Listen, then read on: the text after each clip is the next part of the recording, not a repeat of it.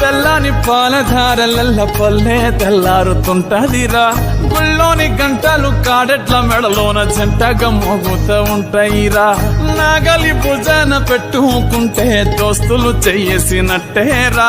కొట్టు గోదా పక్కన ఉంటే కొండంత బలగం ఉన్నట్టురా చల్లగాలి మోసుకొచ్చెరా సేను శిలకల ముచ్చట్లు దారి పొడుగు చెట్ల కొమ్మలా